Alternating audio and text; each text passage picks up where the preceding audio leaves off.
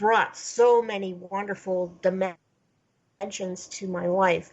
And so you kind of, after you adjust to accepting all the shit that's happened to you, you just think, okay, well, I'm going to have to make a bargain with God here. So once I could get up and around again, and that took many, many months, I would force myself to walk from the place where I was staying while I was in rehab down the street to a bench at the edge of the lake. And I'd get to the bench and I'd allow myself to bawl my eyes out for 5 minutes. And then I would write down in my book that I carried with me 3 things that I was very grateful for. And then I'd have my little conversation with God. And the conversation more or less went along the lines of, I will take on whatever pain is necessary and do all the work that my medical team asks me to do, no matter how much it hurts.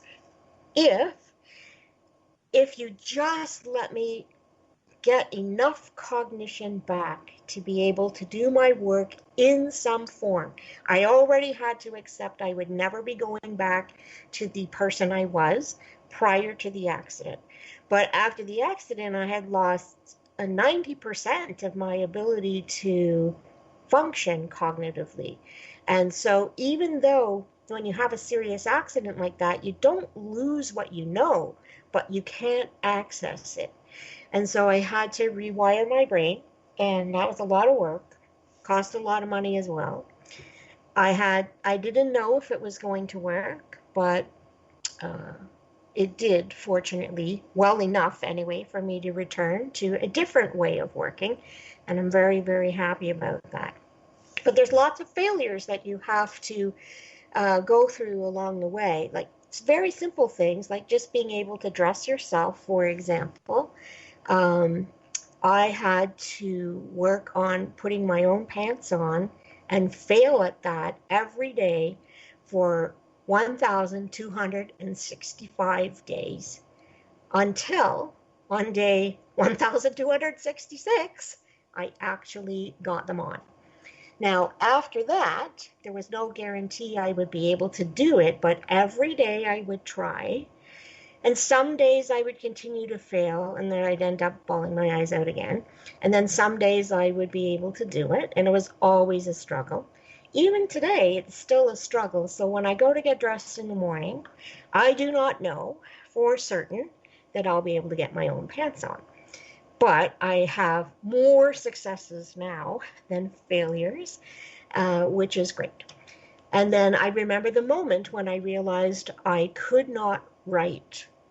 And I used to be very well known as a writer, and I used to write beautiful thank you notes, and that's how I discovered it, actually. I went to write a thank you note one day, and I knew I needed a pen, and I knew I needed a card, but I didn't know how to write, and I didn't know how to hold the pen.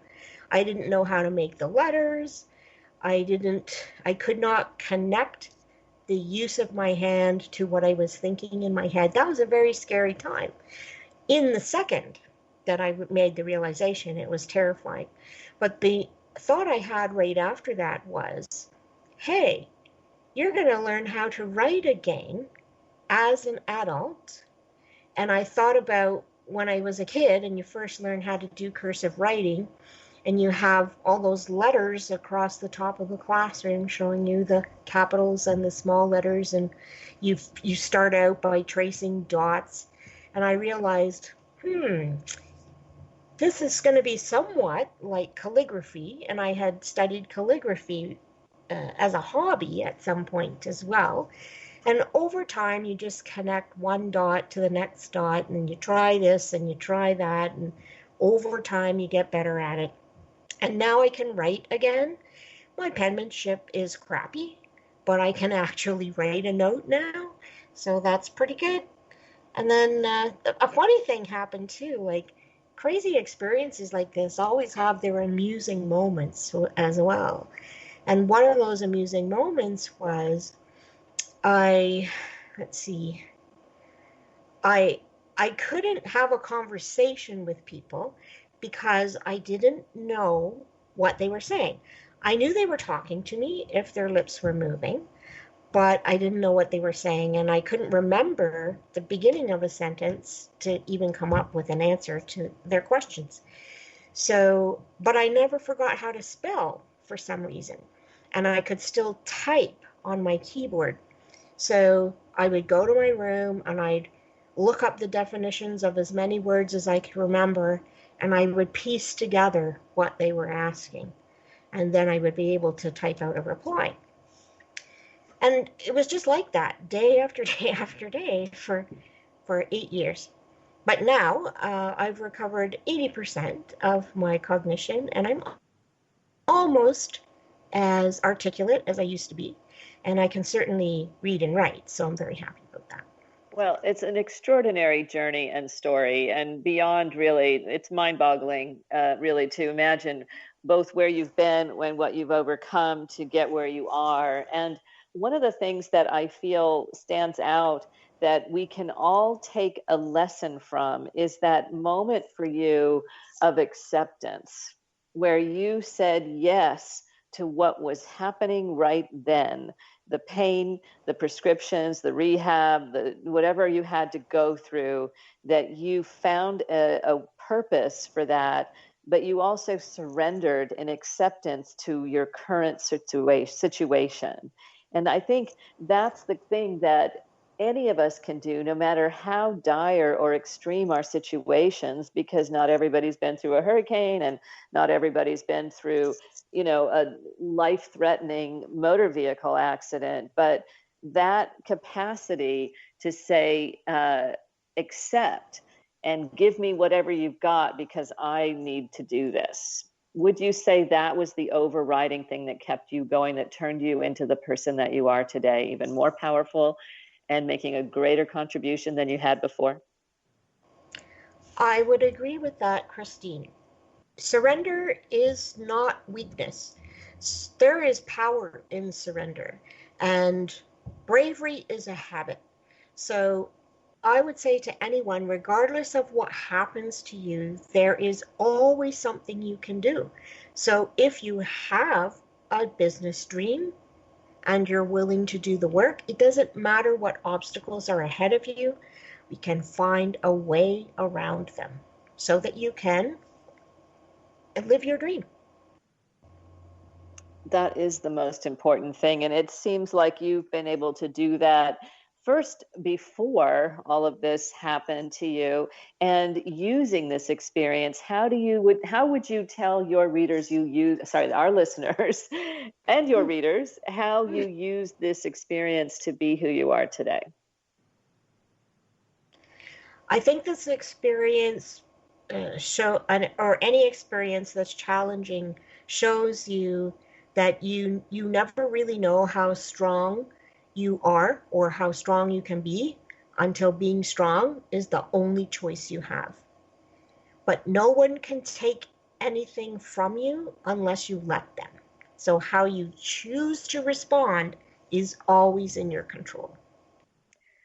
Well, those are extraordinary and powerful words, and coming from someone who knows very deeply and truthfully what that takes and what that means. And Linda, I can't tell you how grateful I am to have you here with us today, sharing this incredible story. And I would love for you to share with our listeners how can they find you and how you would serve them. I am on the website smartstartcoach.com.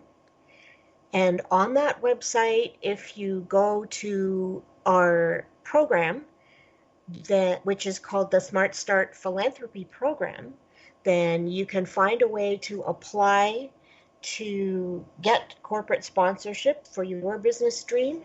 And if you are successful and have an idea that's economically viable, I'd be happy to help you develop it into a successful business. Well, I can't think of anybody who has a better, adept skill at doing that, as considering how much you've adapted to, both personally and professionally. You've been a trailblazer and a pioneer in so many arenas. And in this most recent, unquestionably, beyond what most of us have to deal with, such an inspiring story. Linda, thank you so much for being with us today and for sharing this incredible story. And I urge you all to check out smartstartcoach.com and learn more about this. I know I'm going to have a conversation with Linda about how she can help me in my business too. So, Linda, thank you so much for your time here today and for sharing this incredible story. Thank you, Christine. It was lovely meeting you. And you. Take care, everybody. Have a fantastic day. And please, I would listen to this recording over and over again, because there's a lot of wisdom here that we can all take away in our own trials and tribulations in life and business. Thank you so much.